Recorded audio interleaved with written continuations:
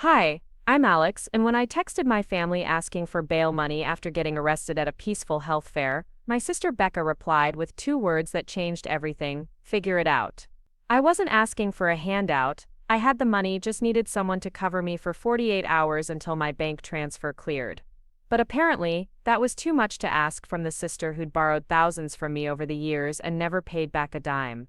What she didn't know was that 3 hours later, the police would be calling her with questions about insurance fraud, and suddenly my bail money problem would become the least of anyone's worries. Have you ever watched karma work so perfectly that it felt like the universe was personally handling your case? Before we jump back in, tell us where you're tuning in from, and if this story touches you, make sure you're subscribed because tomorrow I've saved something extra special for you. Saturday morning started like any other weekend in Phoenix. I was getting ready for the community health fair at Steele Indian School Park, checking my supplies one more time before loading them into my Honda Civic. As a pediatric nurse at Phoenix Children's Hospital, I'd volunteered to run a blood pressure screening booth alongside other healthcare workers. The event was meant to bring free medical services to underserved communities, something I genuinely cared about after seeing too many kids come into our emergency room with preventable conditions. The Arizona sun was already blazing at 8 in the morning, promising another scorching day in the desert. I grabbed my cooler full of water bottles and the folding tables Sam had helped me load the night before. My roommate was still asleep, probably nursing a hangover from his Friday night art gallery opening. Sam was one of those naturally gifted people who could design anything and make it look effortless, while I had to work twice as hard for everything I achieved. The drive to the park took 20 minutes through neighborhoods that told the story of Phoenix's economic divide. My downtown apartment was modest but clean, surrounded by other young professionals who chose urban living over suburban sprawl.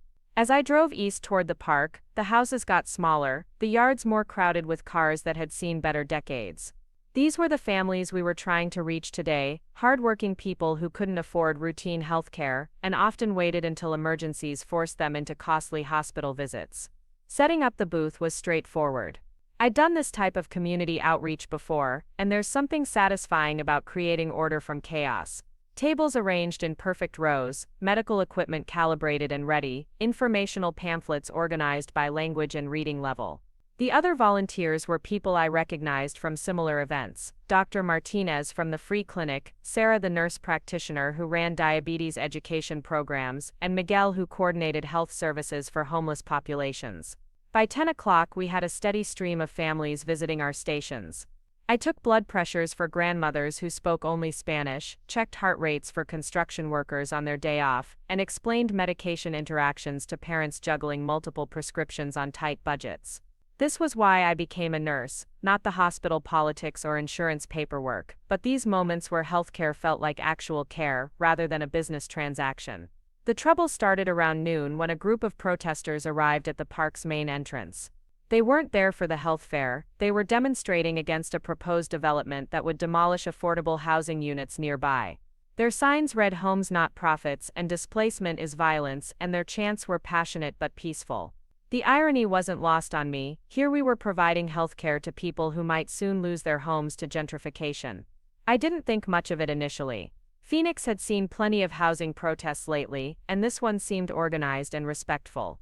The protesters stayed near the park entrance while our health fair continued on the opposite side near the community center. Two completely separate events sharing the same space, like parallel universes operating under different rules. The shift happened gradually, then all at once. More protesters arrived, some carrying different signs with more aggressive slogans. Counter-protesters appeared, shouting about property rights and economic development. The police presence increased from 2 officers to 6, then more. I could feel the tension rising like heat waves off summer asphalt, distorting everything and making the air feel dangerous. Dr. Martinez made the call to start packing up early.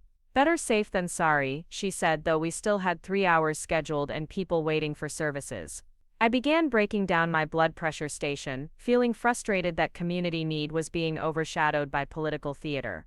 These families had planned their Saturday around accessing healthcare they couldn't get anywhere else, and now we were shutting down because adults couldn't have a civilized disagreement about housing policy. That's when I made the decision that would change everything. As I was loading my equipment into the car, I noticed Mrs. Gutierrez waiting with her 3 young children near the community center. She'd been in line at my station when we started packing up, and I could see the disappointment on her face. Her youngest couldn't have been more than 4, and she'd mentioned earlier that he'd been having breathing problems but they couldn't afford a specialist visit. I walked over with my portable blood pressure cuff and pulse oximeter. "Mrs. Gutierrez, let me at least check the kids before you drive all the way back home." She smiled with relief, and I spent 15 minutes doing basic vitals on all 3 children, writing down numbers and recommendations for follow-up care. It was the right thing to do, even if it meant staying later than the other volunteers. By the time I finished with the family, the protest situation had escalated significantly. The crowd had grown to over 100 people, voices were raised, and the police had formed a line between opposing groups. I just wanted to get to my car and drive home, but the parking area was now surrounded by the demonstration.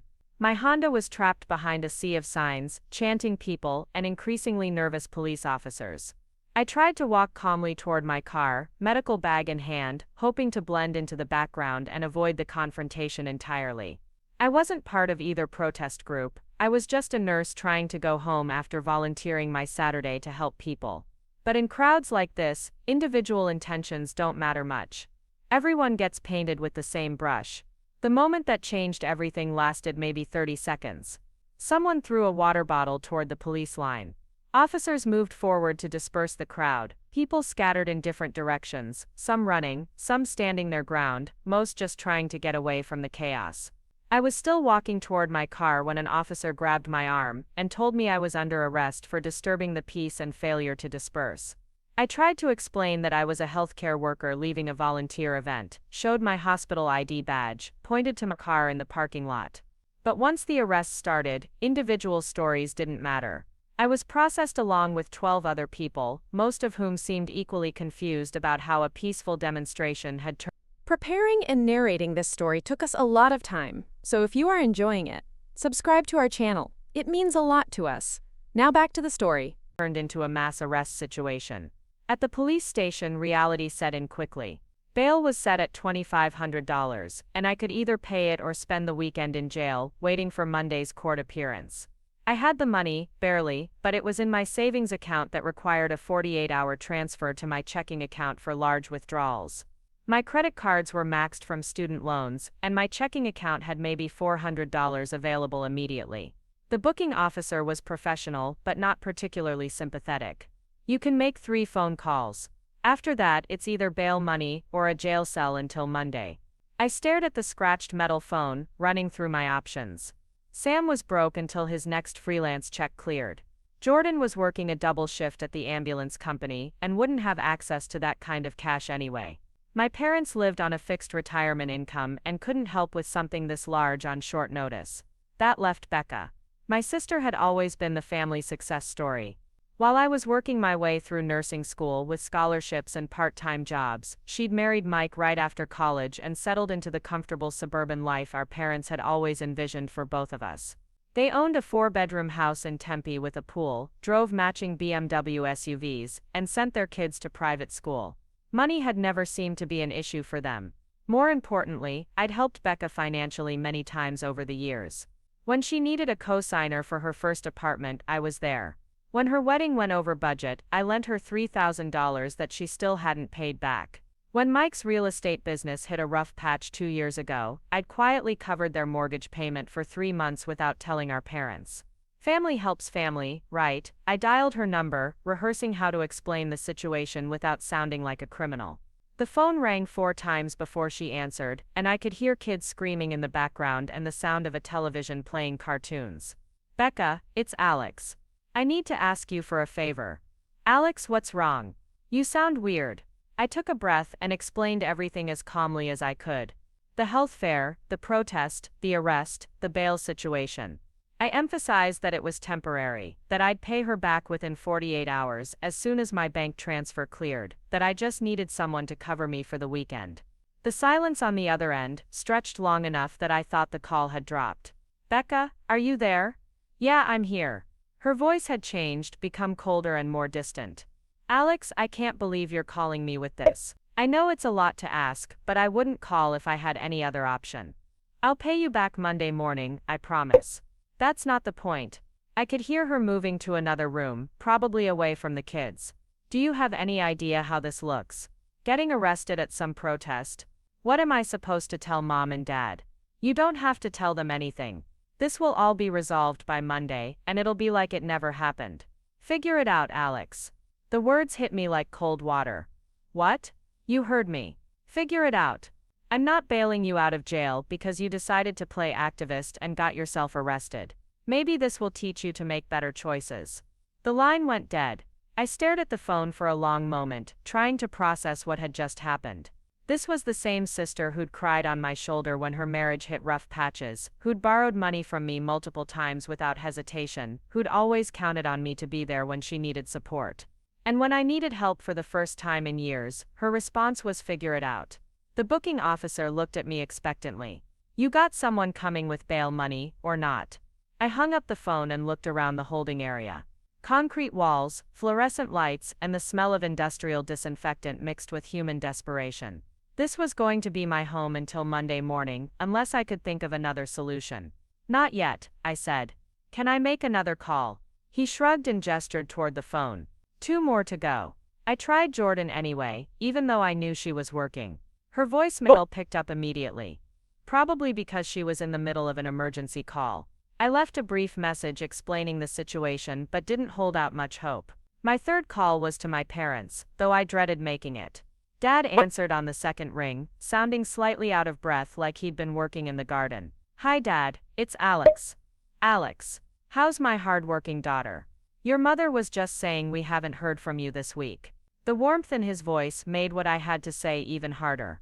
I explained the situation as gently as possible, emphasizing the volunteer work and the peaceful nature of the original event.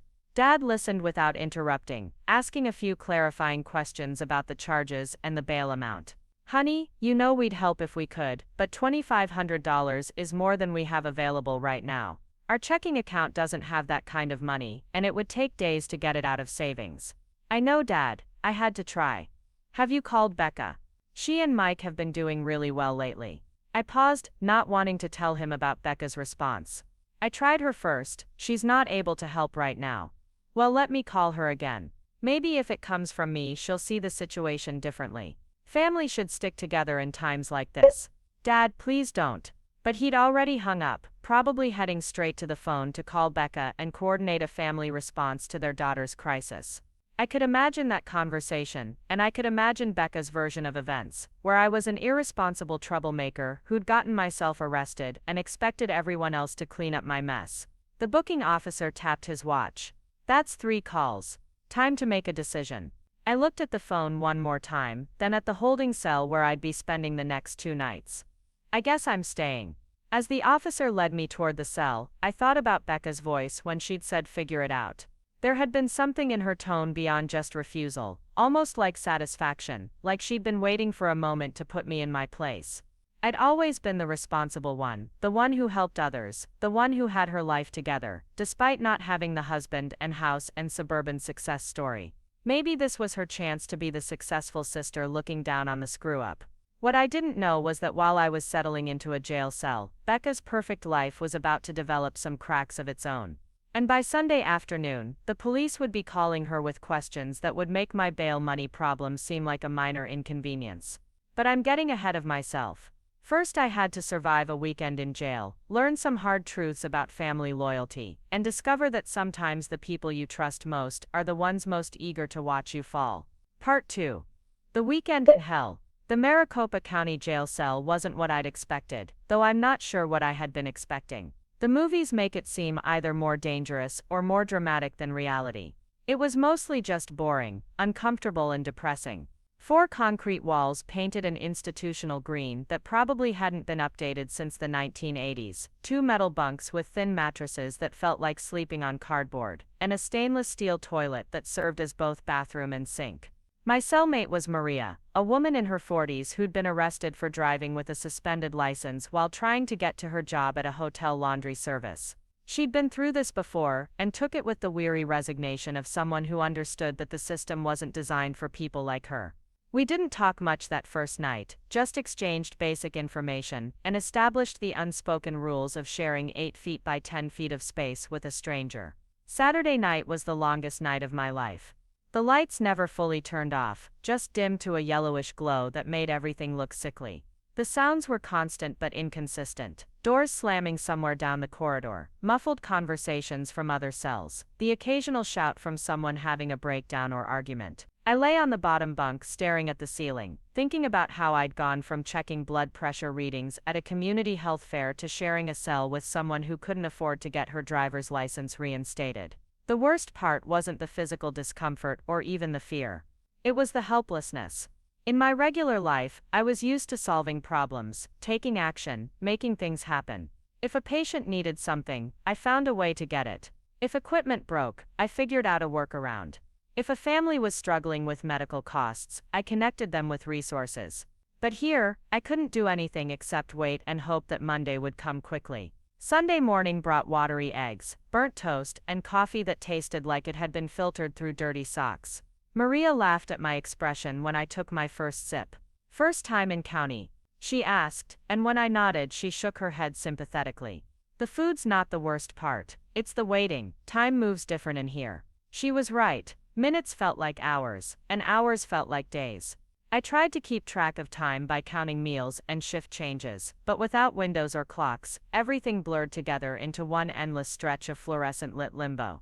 I thought about work, wondering if anyone had noticed I hadn't shown up for my Sunday shift at the hospital. I'd been scheduled to work in the pediatric ICU, and my absence would mean someone else had to cover my patients. The guilt of letting down my colleagues and the kids who depended on our care ate at me more than hunger or discomfort. But mostly I thought about Becca's voice on the phone. The coldness in her tone when she'd said "figure it out" kept replaying in my head like a song you can't shake. I tried to understand her perspective, to find some reasonable explanation for why she'd refused to help her own sister in a genuine emergency. Maybe she was going through financial problems she hadn't mentioned. Maybe Mike had said something that made her hesitant to lend money. Maybe she was just scared and reacted poorly in the moment. The more I thought about it though, the angrier I became.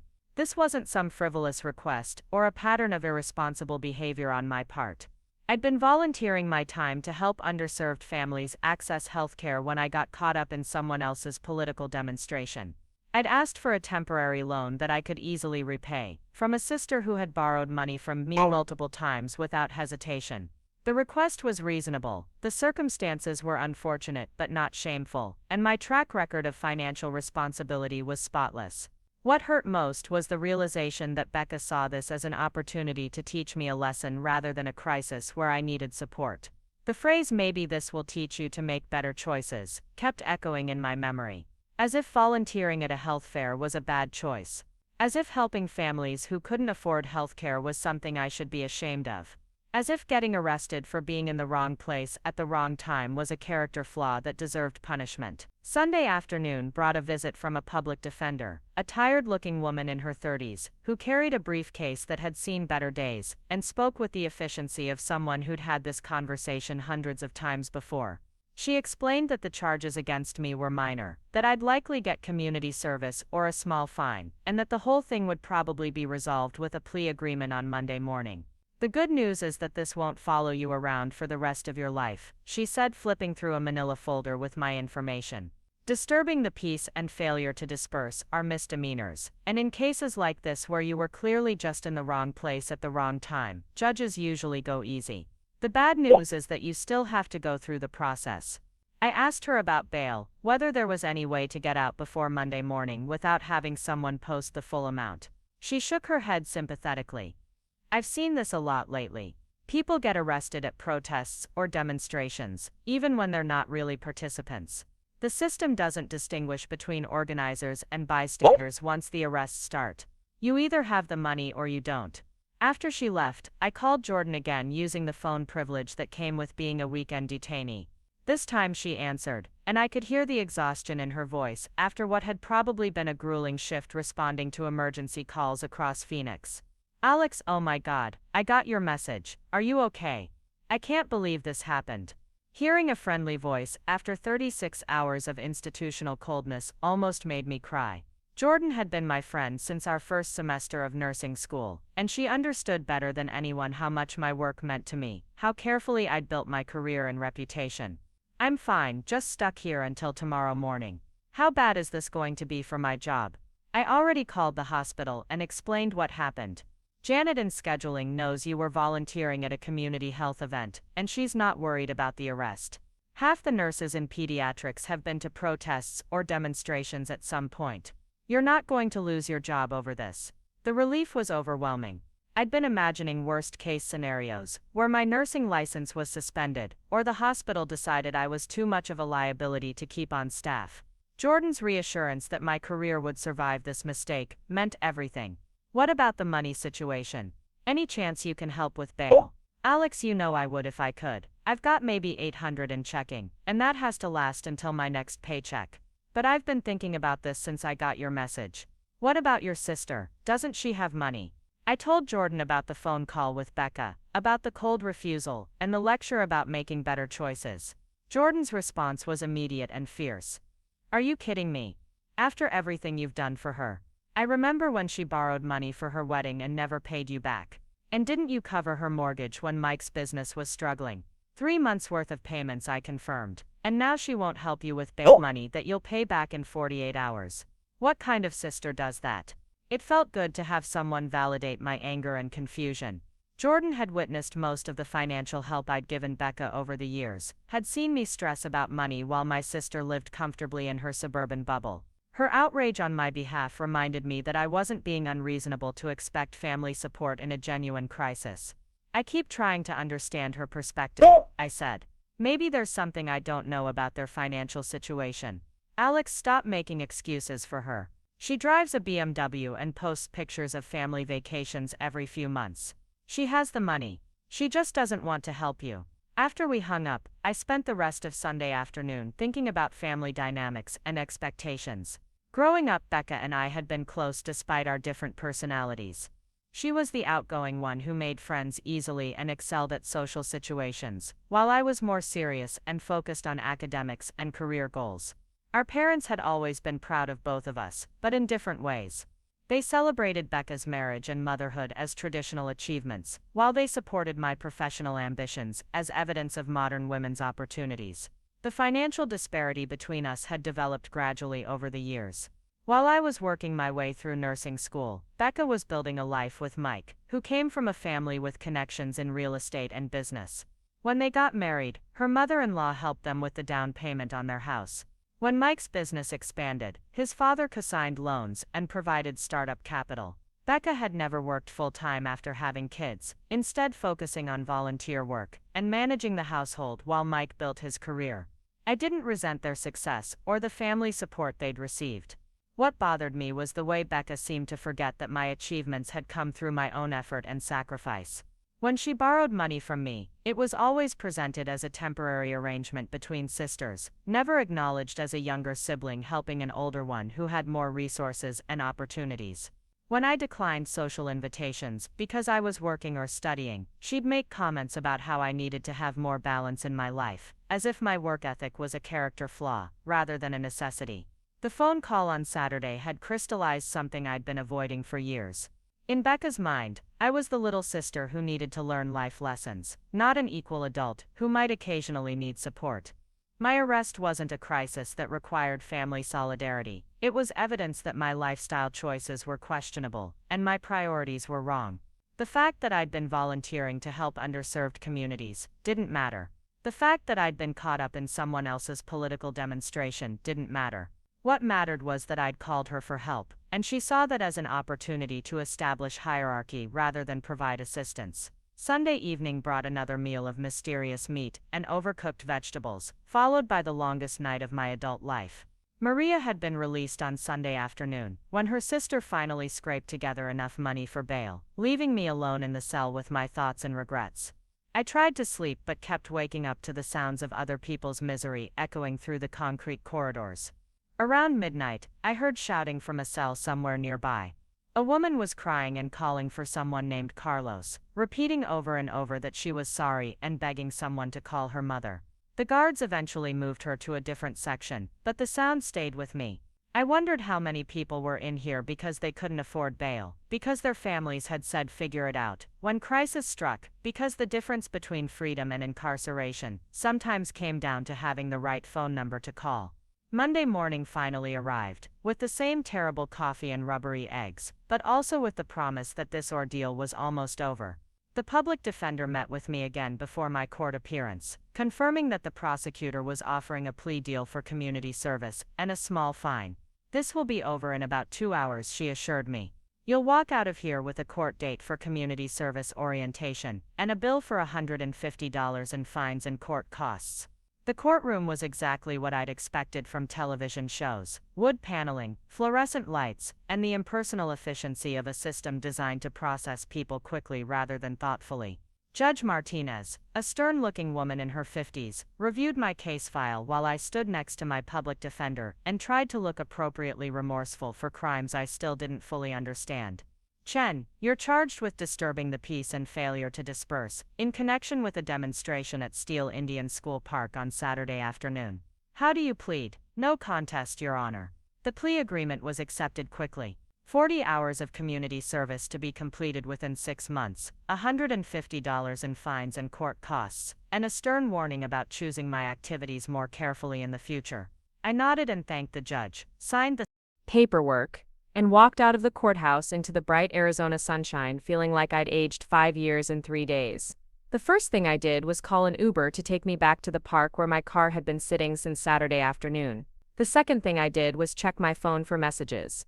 There were 17 missed calls from Jordan, 6 from my parents, 3 from my supervisor at the hospital, and 0 from Becca. The absence of any communication from my sister felt like a final insult after 3 days of institutional humiliation. She knew I was in jail.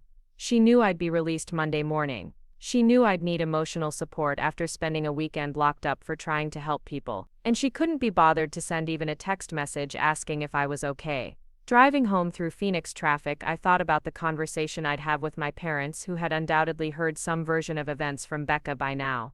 I thought about facing my colleagues at work, who would be professional and supportive but who would also remember that I'd been arrested at a political demonstration. I thought about the community service requirement and the irony of being sentenced to volunteer work as punishment for volunteering work. But mostly, I thought about Becca's voice saying "figure it out" and how that phrase had become a window into her true feelings about our relationship. For years, I'd been the sister who figured things out: my own education, my own career, my own financial struggles, and frequently her problems too. Now she was telling me to apply that same self-reliance to a situation where I genuinely needed help, where family support would have made the difference between a weekend inconvenience and a weekend nightmare. What I didn't know yet was that while I was learning hard lessons about family loyalty in a county jail cell, Becca was about to learn some lessons of her own. The phone call from the police was still coming, and when it did, she'd discover that sometimes the people you refuse to help are the same people you end up needing most. But first I had to go home, shower off 3 days of institutional soap and disinfectant, and figure out how to rebuild trust with a sister who had shown her true colors when I needed her most. The irony wasn't lost on me that after being told to figure it out, I was going to have to figure out whether I still wanted Becca in my life at all. Part 3. The phone call that changed everything Tuesday morning brought the illusion of normalcy back to my life, though nothing felt quite the same after spending a weekend in county jail. I was back in my pediatric ICU scrubs, checking on tiny patients who depended on machines to breathe while their parents maintained vigil in uncomfortable chairs beside their beds. The familiar routine of medication schedules, vital sign checks, and chart updates should have been comforting, but I found myself distracted by the echo of Becca's words and the sting of abandonment that hadn't faded with freedom. My supervisor Janet had been understanding when I'd called to explain my absence, though I could detect the carefully neutral tone that healthcare administrators use when they're being supportive while also documenting everything for potential legal purposes. "These things happen, Alex," she'd said. "Just focus on your patients and let this blow over quietly." The subtext was clear: don't make waves, don't draw attention, and hope that nobody higher up the administrative chain decides this reflects poorly on the hospital's reputation. Jordan stopped by during her lunch break, bringing coffee from the good place downtown and the kind of fierce loyalty that made me remember why some friendships survive everything life throws at them. We sat in the family consultation room, one of the few places in the hospital where you could have a private conversation without constant interruptions from monitors, alarms, and overhead pages. "You look terrible," she said, which was Jordan's version of gentle concern. 3 days in county jail isn't exactly a spa retreat, I replied, though I knew the exhaustion went deeper than just poor sleep and institutional food. I keep thinking about Becca's voice when she told me to figure it out, like she'd been waiting years for a chance to put me in my place. Jordan stirred her coffee thoughtfully, the way she did when she was choosing her words carefully. Alex, I've been thinking about this all weekend. Something doesn't add up about Becca's reaction. I mean, yeah, she's always been a little self-centered, but refusing to help her sister with bail money, that's not just selfish, it's cruel. And cruelty usually comes from fear or guilt. What do you mean? Think about it. You've helped her financially multiple times over the years. You covered her mortgage payments when Mike's business was struggling. You've never asked questions or made her feel bad about borrowing money. So why would she suddenly get so harsh about you needing help? I considered this while watching the pediatric ward through the consultation room window. Kids in hospital gowns shuffled down the hallway with IV poles, their parents hovering anxiously nearby. These families understood crisis and support systems. When your child is fighting for their life, you don't tell people to figure it out. You mobilize every resource, call in every favor, and lean on every relationship that might help. Maybe she's going through financial problems she hasn't told anyone about, I suggested, though even as I said it, the explanation felt incomplete. Or maybe she's going through something else entirely. Jordan's tone had shifted slightly, and I recognized the voice she used when she was about to share information that might be uncomfortable. Alex, I need to tell you something, but you have to promise not to go crazy with this information. My stomach tightened. What kind of something? Remember my friend Casey who works in real estate? She mentioned something weird about Mike's business a few months ago. Apparently there were some questions about property listings and insurance claims. Nothing concrete, just industry gossip about deals that seemed too good to be true. I stared at Jordan, trying to process what she was implying. Are you saying Mike might be involved in something shady? I'm saying there might be a reason Becca was so quick to refuse helping you. If they're dealing with legal or financial problems we don't know about, lending money to someone who got arrested might look suspicious to the wrong people. The conversation was interrupted by my pager, summoning me back to a patient who needed medication adjustments. But Jordan's words stayed with me throughout the rest of my shift. The idea that Becca's cruelty might have been motivated by fear rather than mere selfishness was somehow both better and worse. Better because it suggested she wasn't simply heartless. Worse because it meant she was dealing with problems serious enough to make her abandon her own sister in crisis. Wednesday brought a return to my normal routine, though I couldn't shake the feeling that something fundamental had shifted in my relationship with my family. I'd always been the reliable one, the sister who could be counted on for emotional support, financial help, or practical assistance. Becca's refusal to help me had forced me to confront the possibility that our relationship had been more one-sided than I'd realized. I was at home that evening, catching up on laundry and trying to decide whether to call my parents about Sunday dinner plans, when my phone rang with a number I didn't recognize. The area code was local, but the number itself wasn't in my contacts. I almost let it go to voicemail, assuming it was a spam call or telemarketer. Hello, is this Alex Chen? The voice was professional, official sounding in a way that immediately put me on guard. Yes, this is Alex. Who's calling?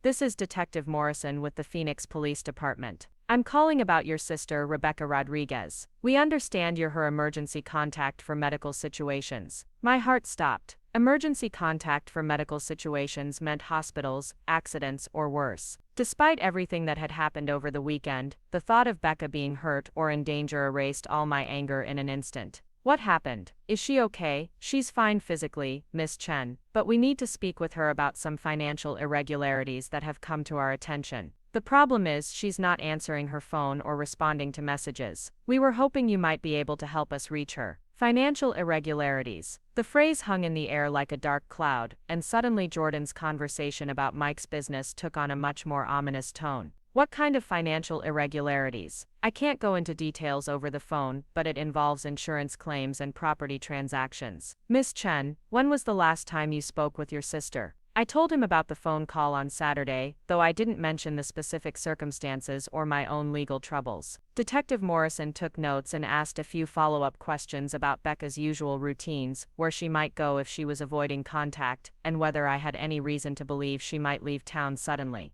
Detective, can you at least tell me if this is serious? Should I be worried about her safety? She's not in physical danger that we know of, but she does need to contact us as soon as possible. These kinds of investigations tend to get more complicated the longer people avoid talking to us. After he hung up, I sat in my living room staring at my phone, trying to decide what to do with this information. Part of me wanted to call Becca immediately and warn her that the police were looking for her. Part of me wanted to call my parents and let them know that their golden child might be in serious legal trouble. But a larger part of me was angry enough to do nothing at all. She'd told me to figure it out when I needed help. Maybe it was time for her to figure out her own problems. Thursday morning brought another call from Detective Morrison, this time asking if I'd heard from Becca and whether I knew anything about her husband's real estate business. I told him honestly that I didn't know much about Mike's work beyond the basic fact that he bought and sold properties, and that I still hadn't heard from my sister since Saturday. Miss Chen, I need to ask you directly.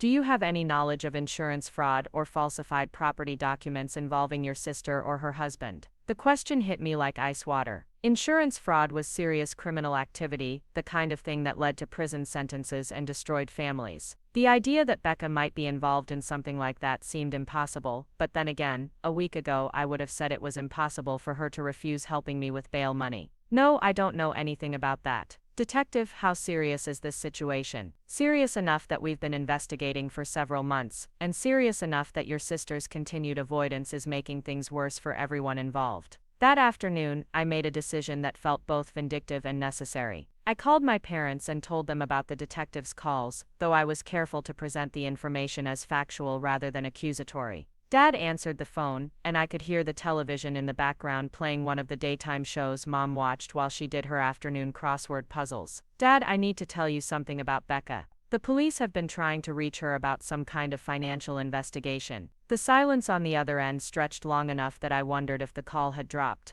When Dad finally spoke, his voice had aged about 10 years and 10 seconds. What kind of investigation? I repeated what Detective Morrison had told me, emphasizing that I didn't know any details, but that it seemed to involve Mike's business and insurance claims. Dad asked a few questions I couldn't answer, then said he needed to call me back after talking to Mom. The call came 20 minutes later, and this time Mom was on the line too, her voice tight with the kind of controlled panic that parents develop when their children are in trouble they can't fix. Alex, honey, we tried calling Becca but her phone goes straight to voicemail. Do you think we should drive over to their house? I don't know, Mom. The detective said she's not in physical danger, just that she needs to contact them about this investigation. But what if something's happened? What if she's scared and doesn't know what to do? I thought about Saturday's phone call, about being scared and not knowing what to do, about asking for help and being told to figure it out. She's a grown woman with a husband and kids, Mom. I'm sure she can handle whatever this is. Mom's sharp intake of breath told me she'd caught the edge in my voice. Alex, what's going on between you two? You've seemed distant since the weekend. I'd been dreading this conversation, knowing that eventually I'd have to explain why I wasn't rushing to Becca's aid in her time of crisis. The irony of the situation wasn't lost on me. She'd refused to help me with a temporary bail money problem, and now she was potentially facing serious criminal charges while avoiding the police. Mom, I called Becca on Saturday, when I was in jail, asking for help with bail money. She told me to figure it out and hung up on me.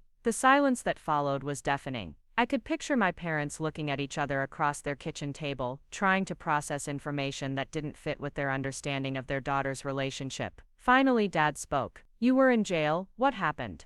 I explained the arrest, the community health fair, the protest that got out of hand. I emphasized that the charges were minor and had been resolved with community service and a small fine. But I also made it clear that I'd spent 3 days in county jail because my sister, who had plenty of money and had borrowed from me multiple times, couldn't be bothered to help me in a genuine emergency. She said what? Mom's voice was barely above a whisper. She said figure it out and hung up. She told me that maybe jail time would teach me to make better choices. Dad's response was immediate and fierce. Better choices? You were volunteering to help families who can't afford health care. What's wrong with that choice? I could hear Mom crying softly in the background, and I felt a stab of guilt for adding to their stress during what was already shaping up to be a difficult time. But I also felt validated in a way I hadn't expected. My parents understood immediately why Becca's response had been not just hurtful but fundamentally wrong. Alex, Mom said, her voice shaky but determined. We had no idea what happened to you this weekend. If we'd known you needed help, we would have found a way to get the money. I know, Mom. I called you after I called Becca, remember? You said you didn't have that much available immediately. We would have figured something out. We could have borrowed against the house or called your Uncle Jerry or something. Family doesn't leave family in jail because they don't have cash on hand. The conversation continued for another 30 minutes, with my parents expressing outrage at Becca's behavior and concern about the police investigation. By the time we hung up, they'd decided to drive to Tempe and check on Becca in person, both to make sure she was safe and to get answers about what kind of trouble she and Mike might be facing. Friday morning brought the phone call I'd been half expecting and half dreading. Detective Morrison again, but this time his tone was different, more urgent, more frustrated. Miss Chen, we located your sister yesterday evening. She's agreed to come in for questioning this afternoon, but she's requesting that you be present during the interview. I almost laughed. She wants me there. Apparently she told her attorney that you're the only family member she trusts to stay calm and ask the right questions. She specifically mentioned that you work in healthcare and understand legal documentation. The audacity was breathtaking. After refusing to help me in my crisis, after hanging up on me when I needed support, after avoiding my calls all week, Becca now wanted me present during police questioning about potential criminal charges. She wanted my professional credibility and my emotional support for a situation that was far more serious than anything I'd faced. Detective, can you tell me what she's being questioned about? Insurance fraud, falsified documents, and money laundering. It appears that she and her husband have been filing false insurance claims on properties that were never actually damaged, then using the payouts to fund other real estate purchases. We're talking about potentially hundreds of thousands of dollars over the past 2 years. I sat down heavily in my kitchen chair, staring out the window at the Phoenix skyline, and trying to wrap my head around what I'd just heard. Becca, who lectured me about making better choices, had been committing serious financial crimes for years. Becca, who lived in a beautiful house and drove expensive cars and sent her kids to private school, had been funding that lifestyle through insurance fraud and money laundering. Miss Chen, are you still there? Yes, I'm here. Detective, what happens if I refuse to be present for the questioning? That's entirely your choice. She can have her attorney present, or she can ask another family member. But she was very specific that she wanted you there. I thought about Becca's voice on Saturday telling me to figure it out. I thought about 3 days in county jail because she couldn't be bothered to help with bail money. I thought about the years of financial help I'd provided her, money that might have been unnecessary if she'd been honest about her family's illegal income sources. Detective, I need some time to think about this. When do you need an answer? The interview is scheduled for 3 o'clock this afternoon. If you're coming, we'd like you here by 2:30 for a brief preparation meeting. After hanging up, I called Jordan and explained the situation. Her response was immediate and predictable. Are you kidding me? She commits insurance fraud for years, refuses to help you with bail money, and now wants you to hold her hand during police questioning. What's next? Asking you to visit her in prison. I keep thinking about what you said about fear and guilt. Maybe she refused to help me because she was terrified about her own legal problems. Alex, stop making excuses for her. Fear doesn't justify cruelty, and guilt doesn't excuse abandonment. She made a choice to leave you in jail rather than risk drawing attention to herself. That tells you everything you need to know about who she really is. Jordan was right, but the situation was more complicated than simple revenge or justice. Becca was still my sister, despite everything. She was facing serious criminal charges that could destroy her marriage, her family, and her future. Her kids could end up with a mother in federal prison and a father facing his own legal troubles. But she was also the person who'd told me to figure it out when I needed help most. She was the person who'd prioritized her own comfort and reputation over her sister's freedom and dignity. She was the person who'd borrowed money from me for years, while secretly earning illegal income that made those loans unnecessary. The choice felt symbolic of something larger than just this one situation. Showing up for Becca's police interview would mean accepting that our relationship was fundamentally unequal, that I was expected to provide support and forgiveness regardless of how I was treated in return. Staying away would mean acknowledging that some betrayals are too deep to forgive, that family loyalty has limits, and that people have to face the consequences of their choices alone. I had until 2:30 to decide whether blood was thicker than justice, and whether the sister who'd abandoned me deserved the support she'd refused to give. Part 4. The final reckoning. I stood outside the Phoenix Police Department at exactly 2:25 that Friday afternoon, holding a cup of coffee that had gone cold during the 20-minute drive from my apartment. The building looked exactly like every other government facility in Arizona: beige concrete, tinted windows, and the institutional architecture that seemed designed to remind you that serious business happened inside. Cars moved steadily through the parking lot as people arrived for appointments, court dates, and the various bureaucratic encounters that defined modern life. The decision to come hadn't been easy, and I'd changed my mind at least 6 times during the drive across town. Part of me wanted to turn around and go home, to let Becca face her legal troubles with the same support system she'd offered me when I needed help. But the larger part of me, the part that had spent years being the responsible sister and the reliable family member, couldn't quite abandon someone I'd loved for my entire life, even if that love had become complicated by betrayal and disappointment. Detective Morrison met me in the lobby, a tall man in his 40s with graying hair and the kind of tired eyes that suggested he'd seen enough human nature to be surprised by very little. He wore a rumpled button-down shirt and carried a manila folder thick enough to represent months of investigation.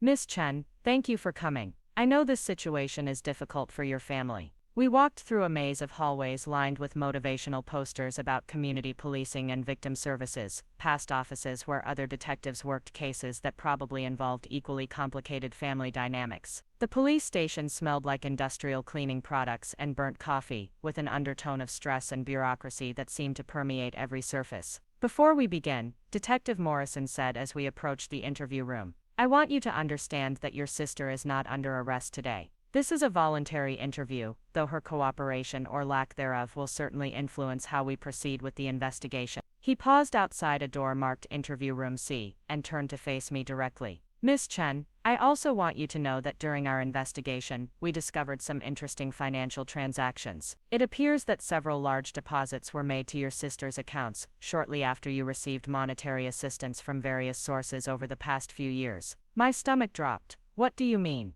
"Bank records show that money you received from family members for various emergencies was often transferred to your sister within days of you receiving it. We're trying to understand whether this was legitimate borrowing or something more concerning." The implications hit me like a physical blow. Becca hadn't just refused to help me when I needed bail money, she'd been secretly benefiting from the help I'd received from family members for years. When my parents had helped me with car repairs, when my uncle had sent money during nursing school, when my grandmother had contributed to my emergency fund, some of that money had apparently made its way to Becca through loans I'd made to her that she'd never repaid. Detective, I had no idea. When my sister borrowed money from me, I never connected it to timing with when I'd received help from family. "We don't think you were involved in any wrongdoing, Miss Chen, but it does suggest that your sister has been manipulating family financial assistance for some time." He opened the door to reveal a small room with a metal table, 4 chairs, and a video camera mounted in the corner. Becca was already seated at the table next to a woman in an expensive-looking suit who was presumably her attorney.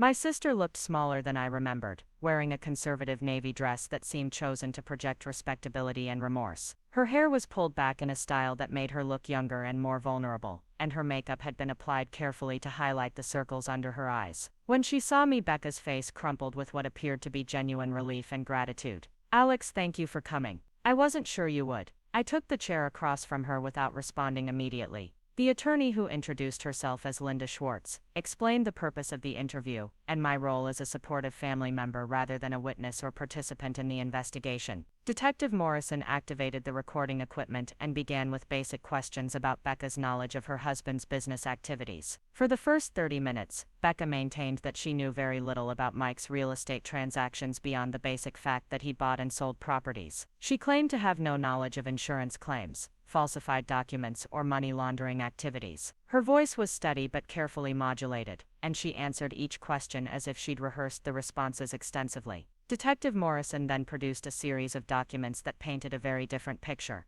Bank statements showing large deposits from insurance companies. Emails between Becca and Mike discussing property damage claims that needed to be filed quickly. Receipts for contractor services that were never actually performed. Text messages about meeting with insurance adjusters and coordinating stories about when damage had occurred. "Mrs. Rodriguez, these documents suggest that you were not only aware of the fraudulent insurance claims, but actively participated in filing them and managing the resulting payments." Becca's composure finally cracked. I didn't understand what was happening at first. Mike told me it was just creative accounting, that everyone in real estate did things like this. By the time I realized how serious it was, we were in too deep to stop. The attorney placed a warning hand on Becca's arm, but my sister continued talking, the words spilling out like water through a broken dam. "We were struggling financially after Mike's business hit some rough patches. The mortgage was behind, the kids' school tuition was overdue, and we'd already borrowed against everything we could. Mike said these insurance claims were just a temporary solution to get us back on our feet." Detective Morrison leaned forward slightly. "Mrs. Rodriguez's bank records show that these activities continued for over 2 years and involved more than $400,000 in fraudulent claims. That's not a temporary solution to financial problems. I know it sounds terrible. But once we started, we couldn't figure out how to stop without admitting what we'd done, and the money made everything so much easier. We could afford the house, the cars, the kids' activities. We could live the life we'd always wanted without constantly worrying about bills. I sat listening to my sister describe a life of financial crime and elaborate deception, thinking about all the times she'd borrowed money from me while secretly earning hundreds of thousands of dollars through insurance fraud. I thought about Saturday's phone call, when she'd refused to help me with $2,500 in bail money, while sitting on a fortune built through criminal activity. Mrs. Rodriguez, Detective Morrison continued, during this same time period, you borrowed money from family members on multiple occasions. Can you explain why you needed loans from relatives while you were receiving large amounts of money from fraudulent insurance claims? Becca glanced at me nervously before answering. I couldn't use the insurance money for personal expenses without raising questions. It all had to go toward business investments and property purchases to maintain the appearance of legitimate income. When I needed money for immediate family expenses, borrowing from relatives seemed safer than creating suspicious transactions. The attorney finally intervened. Detective, my client has been cooperative and forthcoming about her involvement in these activities. What are you looking for from this interview? Full disclosure of all fraudulent activities, complete financial records, and cooperation in building a case against the insurance companies and contractors who may have been involved in the scheme. For the Next hour, Becca provided detailed information about the fraud operation, naming companies, dates, and amounts with the precision of someone who'd been keeping careful records. She described Mike as the primary architect of the scheme, but accepted responsibility for her own participation in decision-making. She cried several times during the interview, particularly when discussing how the investigation would affect her children. When Detective Morrison finally turned off the recording equipment, the room felt heavy with the weight of confession and consequence. Becca would be facing criminal charges that could result in years in federal prison. Her assets would be frozen pending investigation. Her children would have to change schools and possibly move in with relatives while their parents dealt with the legal system. Mrs. Rodriguez, you'll need to surrender your passport and remain in Maricopa County pending further investigation. We'll be in touch with your attorney about plea negotiations and sentencing recommendations. After the detective left, I sat alone with Becca and her attorney while Linda Schwartz explained the next steps in the legal process. Becca listened with the glazed expression of someone whose world had just collapsed entirely, nodding occasionally but clearly struggling to process the magnitude of her situation. Finally, the attorney gathered her papers and left us alone in the interview room. Becca looked at me across the metal table with eyes that held a mixture of shame, fear, and desperate hope. Alex, I know I have no right to ask you for anything after what happened last weekend.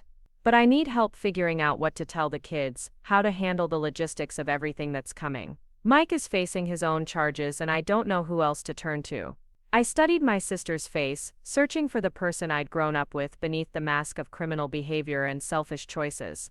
The irony of the moment wasn't lost on either of us. She was asking me to help her figure out a situation far more serious than anything I'd ever faced after telling me to figure out my own problems when I'd needed temporary assistance. Becca, you told me to figure it out when I called from jail. You hung up on me rather than help with bail money. Now you want my support for dealing with federal criminal charges. Her face crumpled again, but this time the tears seemed more genuine and less calculated. I was scared, Alex. I knew the police were getting close to us, and I was terrified that getting involved in your situation would draw attention to our problems.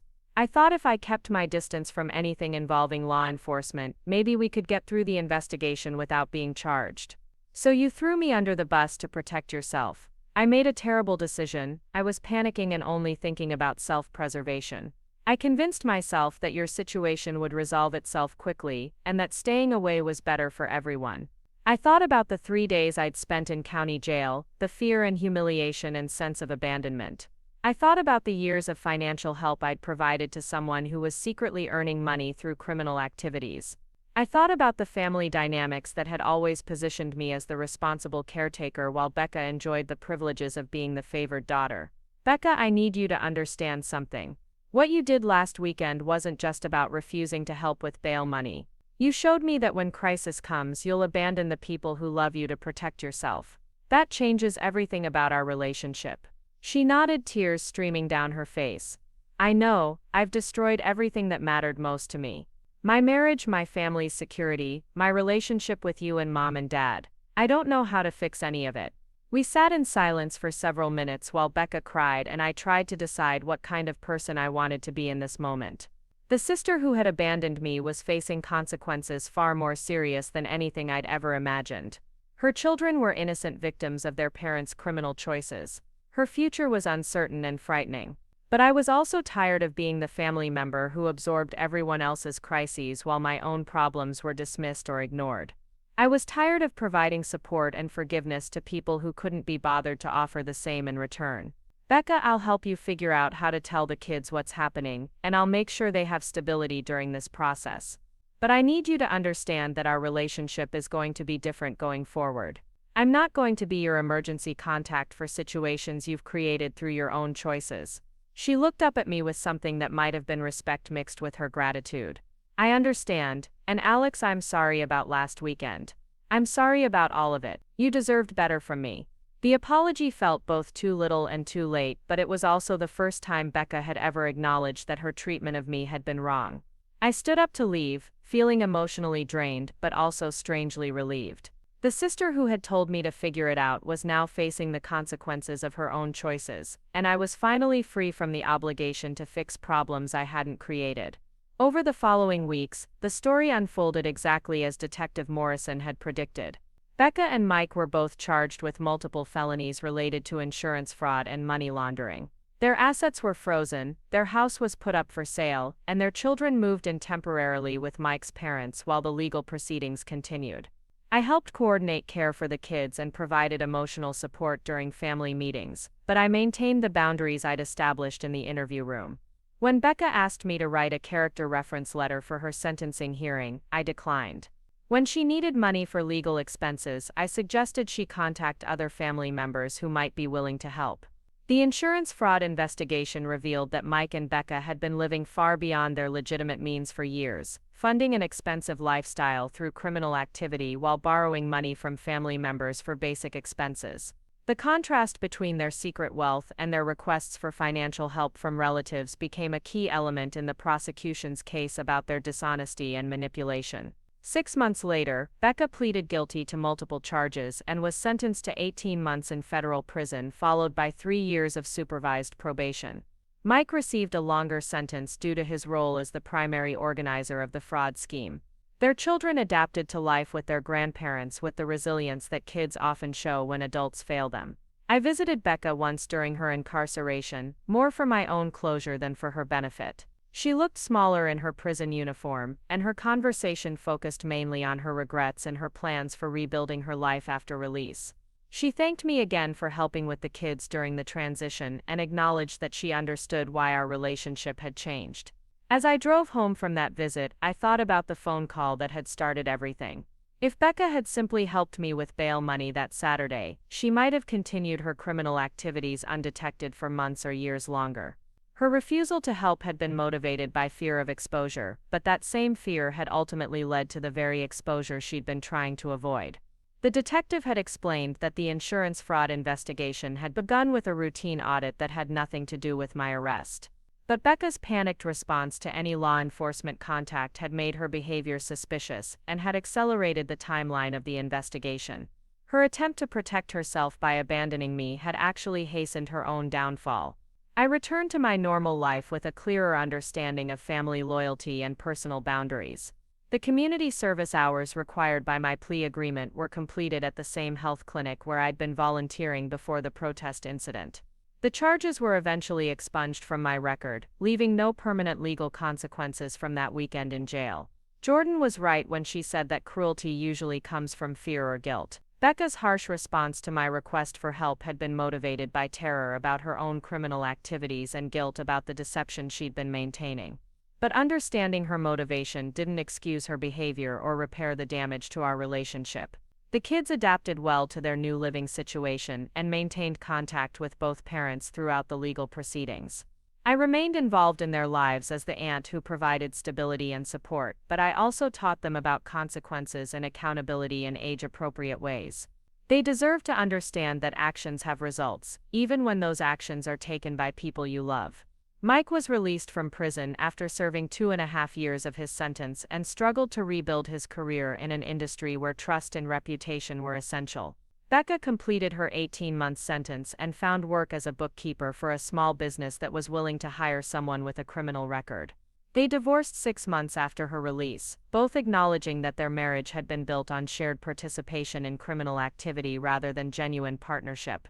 The insurance companies recovered most of the fraudulent payments through asset seizures and restitution orders, though the legal costs of investigation and prosecution were significant.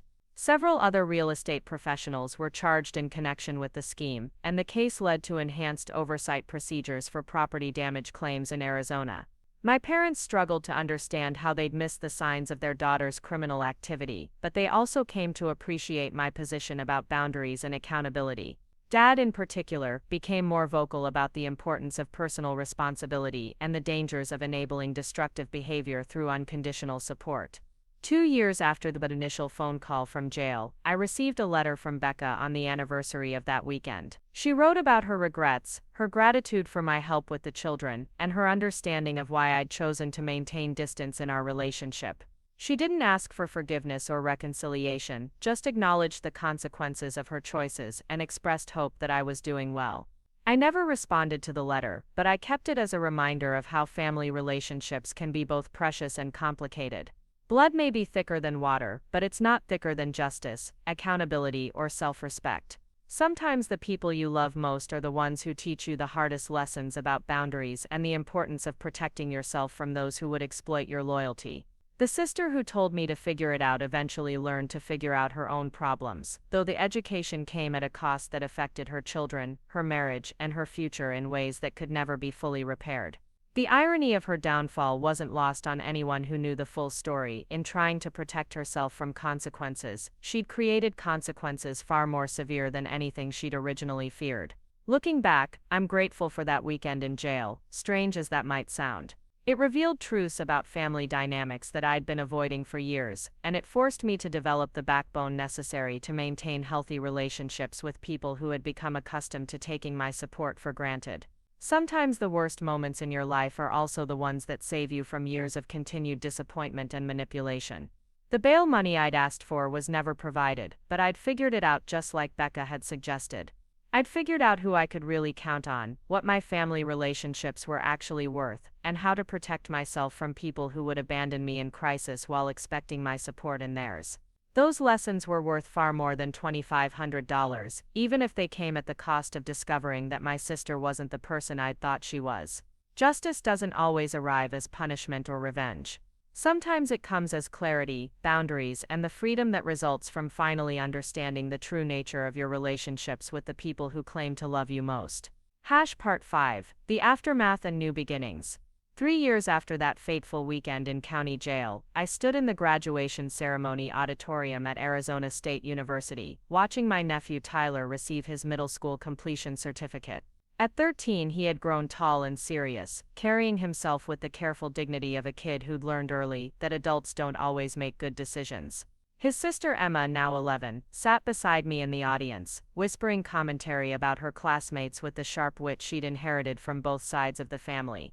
The children had adapted to their new reality, with the remarkable resilience that kids often display when the world shifts beneath their feet. Living with their paternal grandparents had provided stability during the chaos of their parents' legal troubles, and both Mike's parents had worked hard to maintain normalcy while the federal case unfolded. Tyler had thrown himself into academics and robotics competitions, while Emma had discovered a talent for debate team that suggested she might follow in my footsteps toward a career helping people, though hopefully without the family drama. As I watched Tyler cross the stage to receive his certificate, I thought about the conversation we'd had the previous weekend, when he'd asked me directly about his mother's choices and their consequences.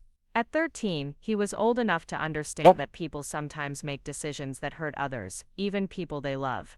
He'd wanted to know if I was angry at his mom, if I thought she was a bad person, and whether families could recover from betrayal. I'd chosen my words carefully, explaining that people are complicated and that loving someone doesn't mean accepting their harmful behavior. I told him about boundaries and accountability, about forgiveness being different from trust, and about how sometimes the people we love most teach us the hardest lessons about protecting ourselves. He'd listened with the intense focus of someone trying to make sense of a world where parents could be both loving and destructive. "Aunt Alex," he'd said finally, "do you think Mom learned anything from what happened?" The question had stayed with me all week, because the honest answer was complicated. Becca had certainly learned about consequences in the most direct way possible. Federal prison had a way of clarifying priorities and eliminating the comfortable self-deceptions that made destructive behavior seem reasonable. But whether she'd learned about empathy, accountability, or genuine remorse was still unclear. After the graduation ceremony, we went to dinner at Tyler's favorite restaurant, a family-owned Mexican place that had somehow survived the gentrification sweeping through their Phoenix neighborhood. The kids ordered with the confident familiarity of regulars, and Emma regaled us with stories about her summer camp plans, while Tyler showed me photos from his robotics team's recent competition win. These dinners had become a monthly tradition during the 2.5 years of legal proceedings and incarceration. I'd made a conscious decision to maintain strong relationships with the children, while keeping careful boundaries around their parents' drama. They needed at least one adult in their extended family who could provide stability without being pulled into the chaos of criminal defense strategies, plea negotiations, and family therapy sessions.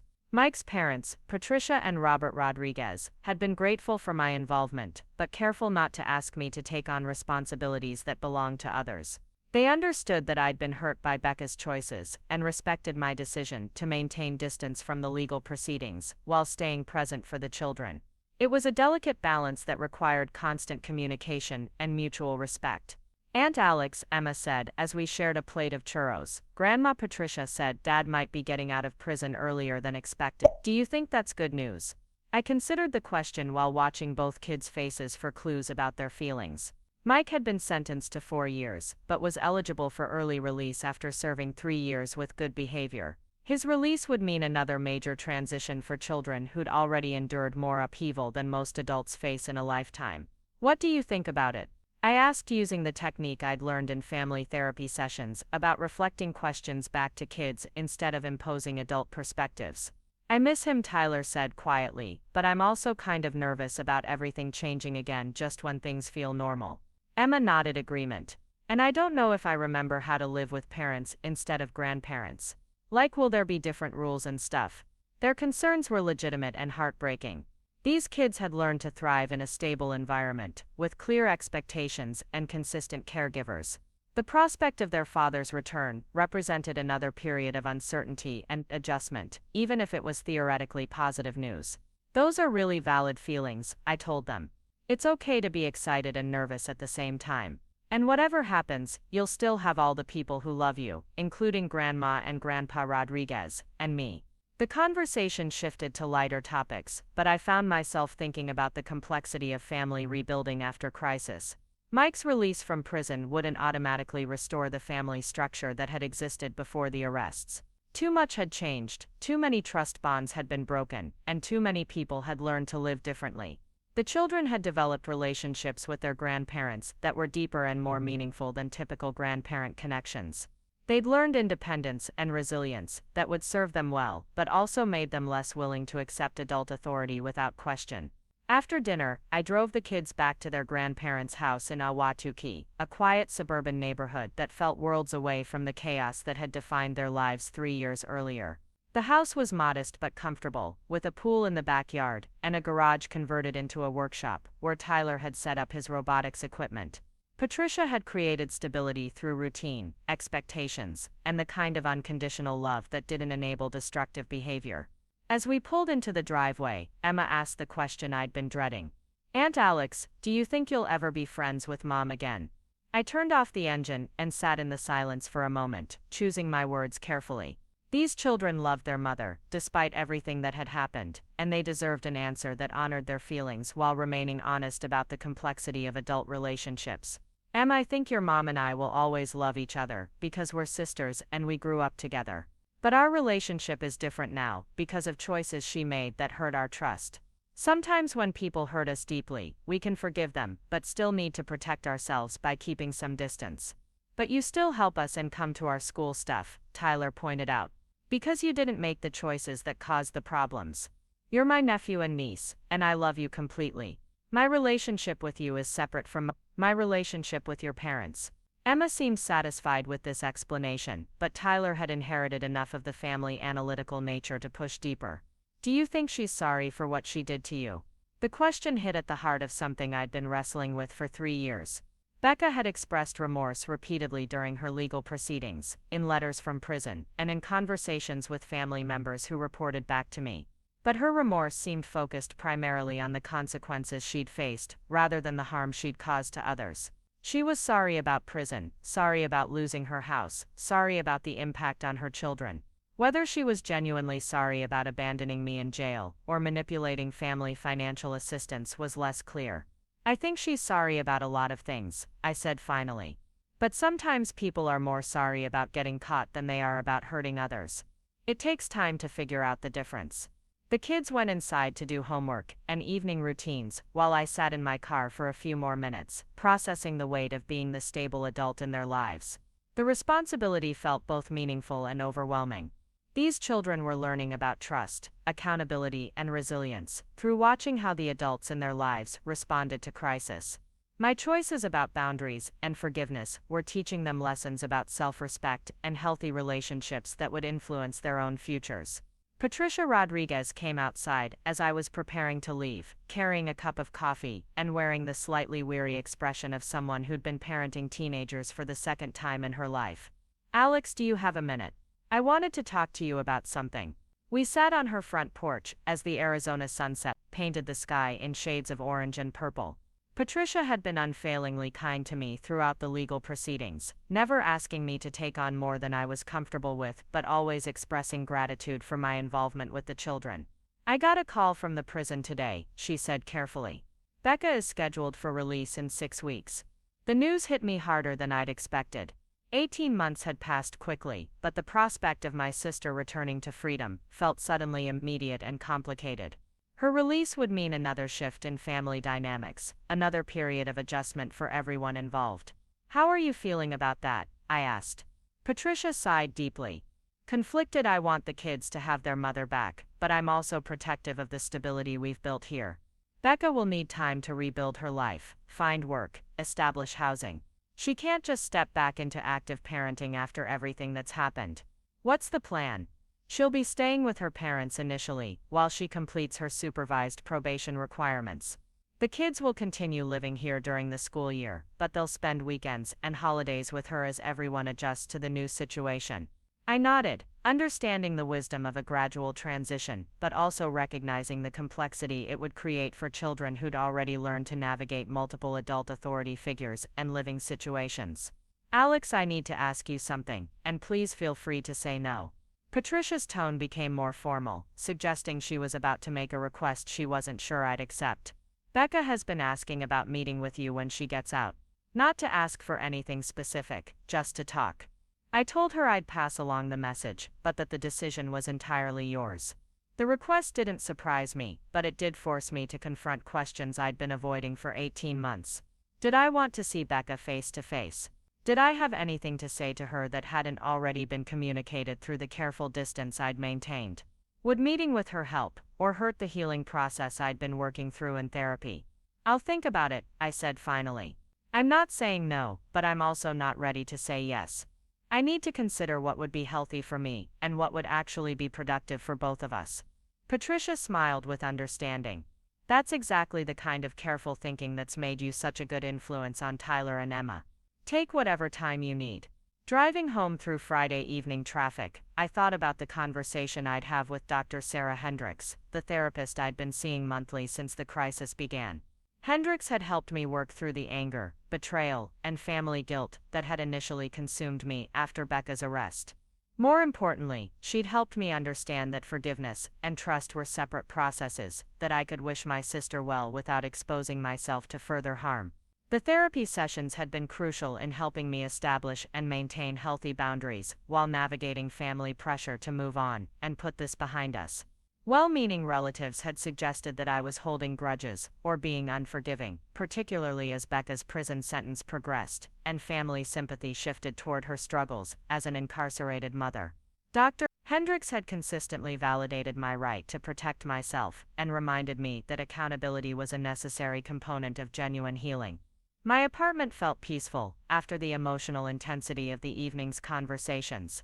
I'd moved to a larger place in Tempe 6 months earlier, using money I'd saved by not lending it to family members who might not pay it back. The new apartment had a home office, where I'd been taking online courses toward my nurse practitioner degree, a goal I'd put on hold for years, while dealing with family financial emergencies that turned out to be unnecessary. The irony of my improved financial situation wasn't lost on me. Without the constant drain of lending money to Becca for expenses she could apparently afford through criminal income, I'd been able to build a real emergency fund and invest in my own professional development. My credit score had improved significantly, without the temptation to co-sign loans or cover someone else's missed payments. The boundaries I'd established after Becca's arrest had protected me from financial manipulation I hadn't even realized was happening. Saturday morning brought a call from Jordan, who was now working as a flight nurse and living with her partner Rachel in a downtown loft they'd bought together the previous year. Our friendship had deepened during the crisis, as she'd provided unwavering support and perspective during my most difficult moments. "I heard through the hospital grapevine that your sister is getting out soon," she said without preamble, a conversational style I'd always appreciated about Jordan. "6 weeks, and apparently she wants to meet with me. How do you feel about that?" The question forced me to examine emotions I'd been avoiding all morning. Fear was part of it, fear that seeing Becca would destabilize the peace I'd built, fear that she'd manipulate me into resuming old patterns, fear that family pressure would intensify once she was physically present again. But there was also curiosity about who she'd become during 18 months of incarceration and supervised reflection. Honestly, I'm terrified that I'll either be too harsh or too accommodating. I've spent 3 years learning to protect myself from her manipulation, but I also don't want to be cruel just because I have the power to hurt her now. Jordan was quiet for a moment, considering her response with the care she brought to all serious conversations. "Alex, you've never been cruel to anyone in your life, even people who've hurt you badly.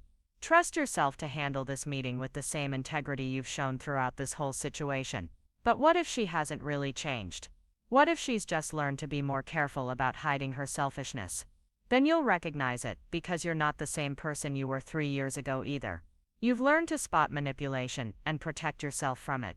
You don't have to figure out whether she's changed, you just have to stay true to your own boundaries. After we hung up, I spent the rest of Saturday morning cleaning my apartment and thinking about change, growth, and the possibility of redemption. People could change, even people who'd made terrible choices that hurt others. But change required genuine accountability, sustained effort, and acceptance that some consequences couldn't be undone through apologies or good behavior. The question wasn't whether Becca had learned to be sorry about her choices. The question was whether she'd learned to respect other people's boundaries, to take responsibility for harm without expecting immediate forgiveness, and to rebuild trust through consistent actions rather than compelling words. Sunday brought the monthly family dinner at my parents' house, a tradition that had continued throughout the crisis, with careful modifications, to avoid forcing uncomfortable conversations. Mom and Dad had aged visibly during the stress of Becca's legal troubles, but they'd also developed a more realistic understanding of family dynamics and the importance of not enabling destructive behavior. Dad was grilling chicken in the backyard while Mom prepared her famous potato salad, and the familiar domestic rhythm provided comfort even as we all processed the approaching changes in our family structure.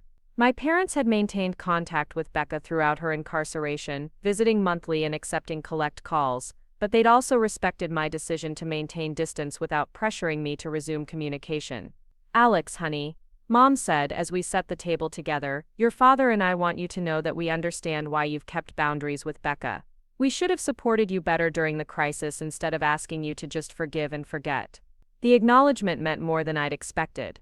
For 3 years, I'd wondered whether my parents thought I was being unforgiving or holding grudges. Their validation of my choices felt like a gift I hadn't known I needed.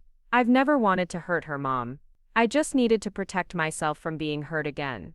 We know, sweetheart, and we're proud of how you've handled everything while still being there for Tyler and Emma. That took real strength and maturity."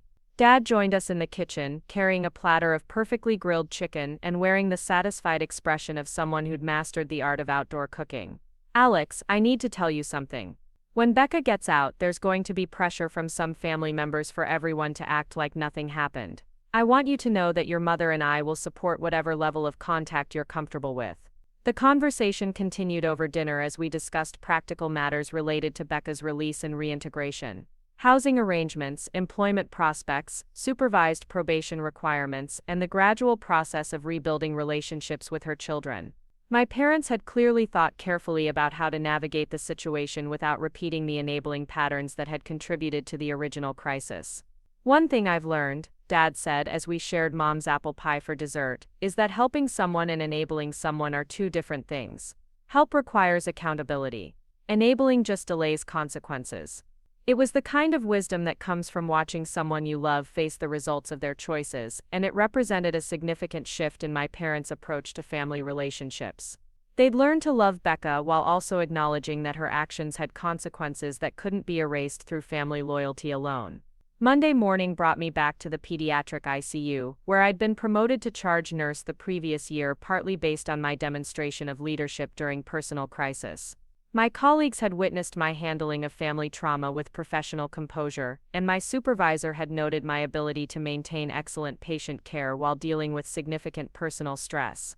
Working with critically ill children and their families had provided perspective on the relative nature of crisis and the importance of hope during impossible circumstances. I'd learned to help parents navigate medical emergencies while their children fought for survival, and that experience had taught me about resilience, grace under pressure, and the strength people discover when they have no other choice. During my lunch break, I called Dr. Hendricks to schedule an appointment for the following week. I wanted to process my feelings about Becca's upcoming release and get professional guidance about whether meeting with her would be helpful or harmful to my continued healing. "Alex," she said, when I explained the situation, "you've done incredible work establishing healthy boundaries and building a life that isn't defined by other people's crises. Trust the instincts that got you to this point. But what if I'm wrong? What if she really has changed and I'm missing an opportunity for genuine reconciliation? What would genuine reconciliation look like to you? What would need to happen for you to feel safe rebuilding a relationship with your sister?" The question stayed with me throughout the week as I considered what accountability and change actually meant in practical terms. Apologies were easy to offer when someone wanted something from you. Sustained behavioral change was much more difficult and meaningful. Genuine reconciliation would require Becca to acknowledge the specific harm she'd caused without minimizing or justifying her choices. It would require her to respect my boundaries without pressuring me to resume old patterns. It would require her to rebuild trust through consistent actions over time rather than expecting immediate forgiveness based on her remorse or suffering.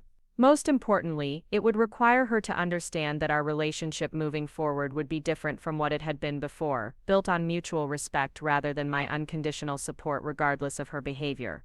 2 weeks later, I received a letter from Becca with a return address from the federal correctional facility where she'd been serving her sentence. The letter was brief and carefully worded, acknowledging her mistakes without asking for anything specific. "Alex, I know I have no right to expect your forgiveness, but I want you to know that I understand the harm I caused you and our family. I spent 18 months thinking about the choices I made and the person I want to be moving forward. I would welcome the opportunity to speak with you when I'm released, but I respect whatever decision you make about contact. Thank you for everything you've done for Tyler and Emma. They talk about you constantly and clearly adore their Aunt Alex. Love, Becca." The letter felt different from her previous attempts at communication, less manipulative and more genuinely reflective. But I'd learned to be cautious about reading too much into written words from someone who had a history of saying what she thought people wanted to hear.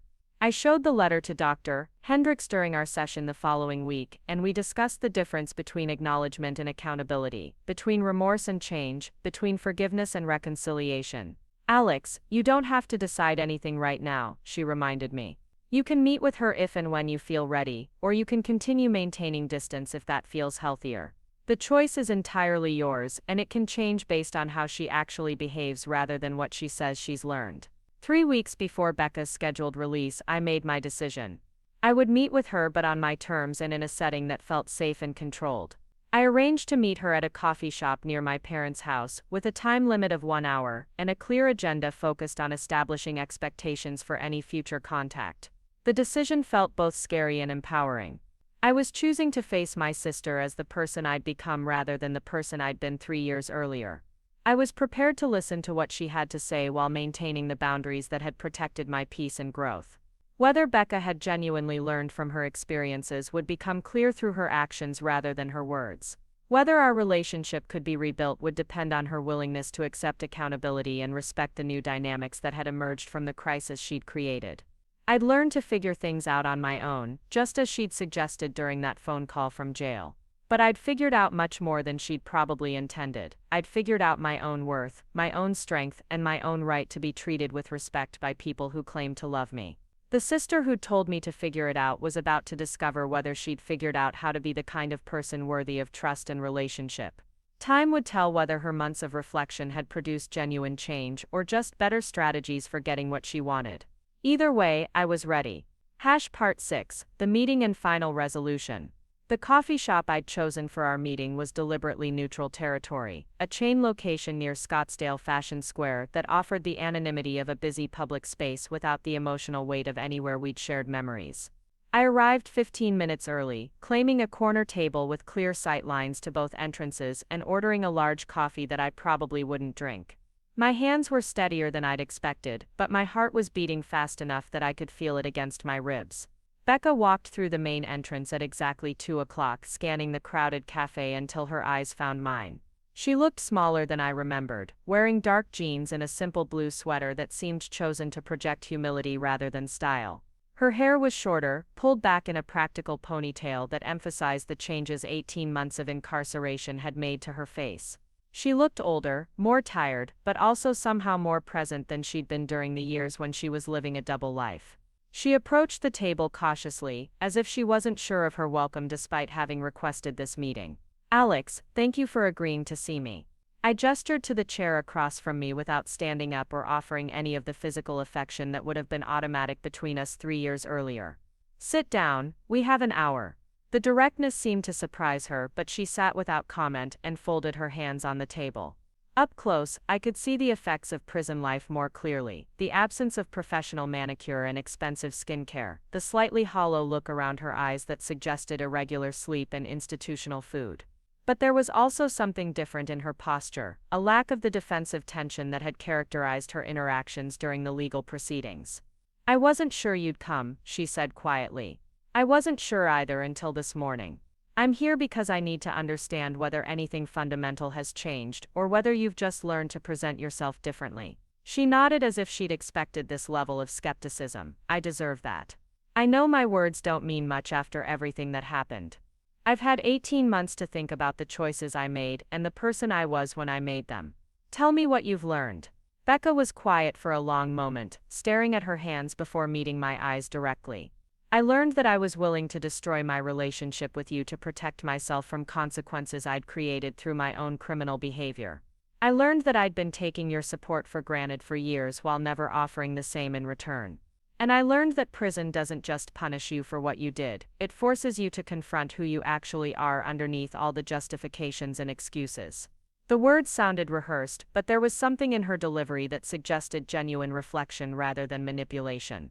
Still, I'd learned to be cautious about taking Becca's statements at face value.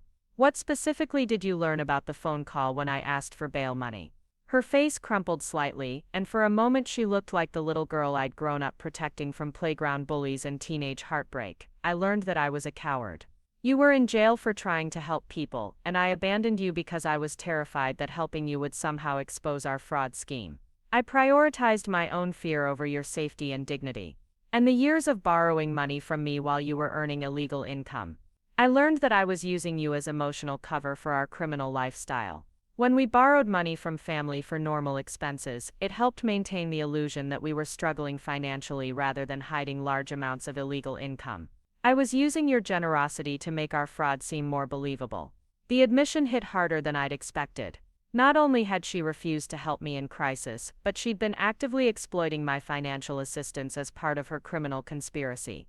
The loans I'd made to help my sister had actually been helping her conceal felony activity from law enforcement and insurance companies. "Becca, do you understand how that makes me feel? You turned my love for you into an accessory to your crimes." Tears started flowing down her cheeks, but she didn't look away or try to deflect responsibility. "I understand that I violated every aspect of our relationship for my own selfish purposes. I understand that you have every right to never trust me again or want me in your life. I understand that saying I'm sorry doesn't repair the damage I caused to you and to our family. We sat in silence while she cried and I processed the weight of her admissions. The acknowledgement felt more genuine than anything she'd said during the legal proceedings, but I also knew that remorse and behavioral change were different things. People could feel genuinely sorry about their choices while still being fundamentally selfish or manipulative. What do you want from me now? I asked finally. Nothing, she said, wiping her eyes with a napkin. I wanted to apologize face to face and let you know that I understand why you've maintained distance. I wanted to thank you for everything you've done for Tyler and Emma during this whole nightmare, and I wanted you to know that I don't expect our relationship to go back to what it was before. Good, because it can't. Too much has changed. I know. I spent months in therapy learning about boundaries and accountability. I know that I have to earn back any trust through consistent actions over time, not through apologies or promises. I know that you have the right to protect yourself from further harm, even if that means keeping me out of your life permanently. The mention of therapy surprised me. You were in counseling while you were incarcerated. Mandatory at first, then voluntary once I realized how much I needed to understand about my own behavior. Dr. Williams helped me see patterns I'd been avoiding for years: the entitlement, the manipulation, the way I'd learned to use family relationships to get what I wanted without considering the cost to other people. She reached into her purse and pulled out a small notebook, worn from handling. I wrote letters to you almost every week that I never sent. Dr. Williams suggested it as a way to process my guilt and think through what I really wanted to say to you. Most of them were just self-pity and justification, but some of them helped me understand the harm I'd actually caused. I didn't ask to read the letters, and she didn't offer to share them. The gesture felt symbolic rather than manipulative, a way of acknowledging the work she'd done to understand her own behavior, rather than an attempt to prove her transformation to me. Are you planning to stay in Phoenix? For now, I'm living with Mom and Dad while I complete my probation requirements and try to find work. It's humbling to be 34 years old and starting over from nothing, but I also know I'm lucky to have family support during this transition. The irony wasn't lost on either of us. Our parents, who had limited financial resources, were providing housing and support for their daughter who'd refused to help her sister with temporary bail money. But I also understood that Becca's current situation was genuinely desperate in ways that mine had never been. She was a convicted felon with no assets, no employment history, and limited prospects for rebuilding her life. What about Mike and the kids? Mike and I are divorced. We realized during the legal proceedings that our marriage had been built around shared criminal activity rather than genuine partnership. He's struggling to rebuild his real estate career with a felony record, and honestly, we're both better off apart. She paused to sip the coffee she'd ordered but barely touched. The kids are the hardest part. They're doing amazing with Mike's parents, and I know that disrupting their stability for my convenience would be selfish. We're working on a gradual transition where they spend time with me while continuing to live with their grandparents during the school year. How do they feel about that arrangement? Confused, hurt, angry, hopeful, everything you'd expect from kids whose parents destroyed their family through criminal behavior. Tyler asked me directly whether I thought I deserved to be their mother after what I'd done. I told him that's something I have to earn back through my actions, not something I'm automatically entitled to because I gave birth to them. The honesty was startling. The Becca I'd known before would have deflected such a direct challenge from her son, or found ways to make him feel guilty for questioning her authority. This version seemed genuinely committed to accountability even when it was painful. Alex, can I ask you something? I nodded, though I was prepared to decline if the question felt inappropriate. Do you think there's any possibility of us rebuilding some kind of relationship in the future? Not the same as before, but something based on honesty and respect rather than the patterns we had before. The question forced me to examine feelings I'd been avoiding throughout our conversation. Despite everything that had happened, despite the betrayal and manipulation and abandonment, I didn't hate my sister. I was angry and hurt, and protective of myself, but underneath all of that was love that had been damaged but not destroyed. I don't know, I said honestly. I'm not saying no, but I'm also not saying yes. It would depend on whether you can consistently respect boundaries and demonstrate that you've actually changed your behavior, not just your understanding of it. What would that look like practically? I'd thought about this question extensively during therapy sessions and conversations with Jordan. It would mean accepting that I'm not available for financial assistance or crisis management. It would mean respecting my decisions about family events and holidays without guilt trips or manipulation. It would mean understanding that trust is rebuilt slowly through small, consistent actions rather than grand gestures or dramatic apologies. And it would mean accepting that our relationship might never be as close as it was when we were kids. The sister who would drop everything to help you solve problems doesn't exist anymore. I learned to protect myself from people who take my support for granted, even people I love. Becca absorbed this information with the same careful attention she'd brought to the entire conversation. I understand. And honestly, I think that version of you is healthier than the person I was taking advantage of before. We talked for another 20 minutes about practical matters, her job search, probation requirements, and plans for rebuilding her relationship with Tyler and Emma. The conversation felt surprisingly normal, like two adults discussing complex life circumstances rather than estranged sisters processing years of betrayal and hurt. As our hour together drew to a close, Becca gathered her purse and jacket but didn't immediately stand to leave. "Alex, I want you to know that the person who told you to figure it out when you called from jail was the worst version of myself. I was operating from pure fear and selfishness, and I destroyed something precious because I was too much of a coward to do the right thing." "I know," I said simply. "I also want you to know that watching you handle this whole situation with such strength and dignity has been humbling. You figured out how to protect yourself and take care of Tyler and Emma and maintain your professional life while I was falling apart and blaming everyone else for my problems." She stood to leave, then paused. "I know you don't owe me anything, but if you ever decide you want to try rebuilding some kind of relationship, I'll be here. And if you decide that's not healthy for you, I'll respect that decision too." I watched her walk out of the coffee shop and drive away in our father's old pickup truck, a vehicle that represented how far she'd fallen from the BMW lifestyle she'd funded through criminal activity. The meeting had gone better than I'd feared, but hadn't provided the dramatic closure I'd secretly hoped for. Instead, it had felt like the beginning of a process, rather than the end of a chapter. That evening, I called Dr. Hendricks to process the conversation and my reactions to it. "How do you feel about what she said?" she asked. "Honestly, I think she's learned a lot about accountability and consequences. But I also think it's too early to know whether she's fundamentally changed or just become more sophisticated about managing relationships. What would you need to see to believe that her changes are genuine?" "Consistency. Proof that she can respect boundaries without testing them or trying to gradually erode them. Evidence that she can build a life that doesn't depend on other people fixing her problems." 6 months later, I had some of those answers. Becca had found work as a bookkeeper for a small nonprofit organization, a job that paid modestly but utilized her skills while contributing to community service. She'd maintained regular but respectful contact, sharing updates about her life without asking for advice or assistance. When Tyler had needed help with a school project about criminal justice, she'd suggested he interview me about my experiences rather than trying to insert herself into his assignment. Most significantly, when our father had a minor heart attack that required emergency surgery, Becca had shown up at the hospital to support our mother without trying to resume old patterns of crisis-driven intimacy with me. She'd been helpful and appropriate, offering practical assistance without drama or attempts to use the emergency as leverage for reconciliation. During Dad's recovery, we'd worked together to coordinate his care and support Mom through her anxiety about his health. The cooperation had felt natural rather than forced, based on shared concern for our parents rather than obligation or guilt. We weren't close friends, but we were functioning family members who could collaborate when necessary. A year after her release, Becca sent me a card on my birthday, not the expensive, elaborate gifts she'd given before her arrest, but a simple card with a handwritten note, thanking me for my continued relationship with Tyler and Emma, and acknowledging the milestone of my completing nurse practitioner school. The gesture felt appropriate and respectful, rather than manipulative or excessive. Tyler and Emma had gradually increased their time with their mother, while maintaining their primary residence with their grandparents.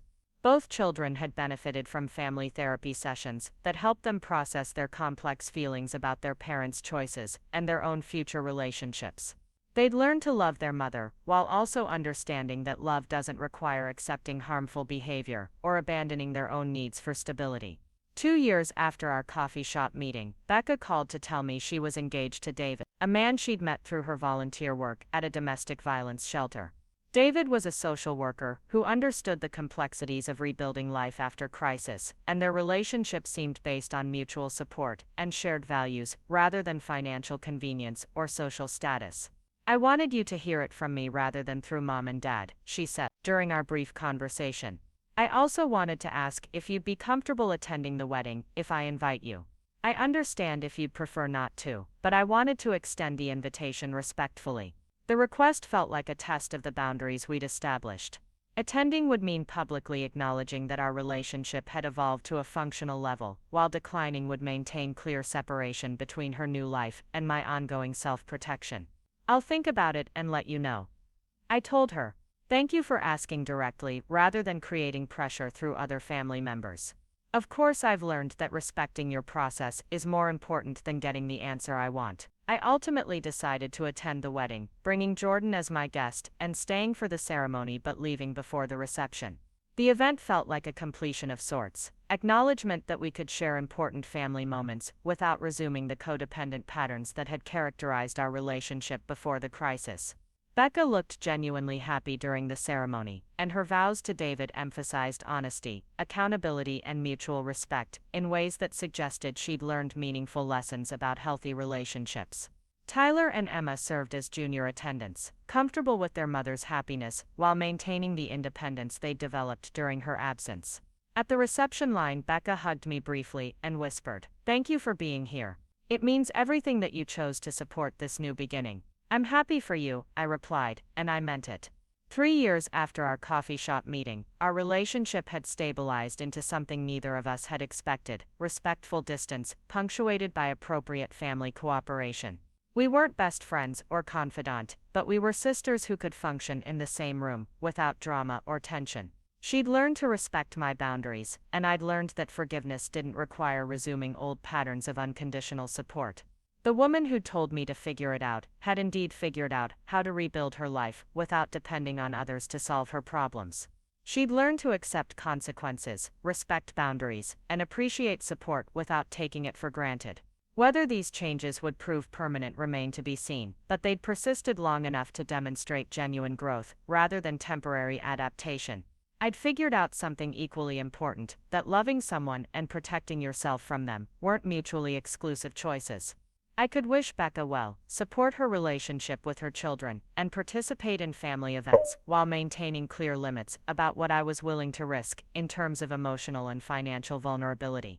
The crisis that had begun with a desperate phone call from county jail had ultimately taught both of us lessons about accountability, respect, and the difference between enabling and supporting. Justice had arrived not through punishment or revenge, but through the natural consequences of choices and the hard-won wisdom that comes from facing truth about yourself and your relationships. Sometimes the worst betrayals lead to the most important growth, and sometimes the people who hurt us most become the teachers who help us develop the strength to protect ourselves in the future. The sister who abandoned me in crisis had inadvertently given me the gift of learning my own worth and developing the backbone necessary to demand respect from people who claim to love me. That lesson was worth more than any amount of bail money, even if it had taken years to fully appreciate the education. Up next, you've got 2 more standout stories right on your screen. If this one hit the mark, you won't want to pass these up. Just click and check them out.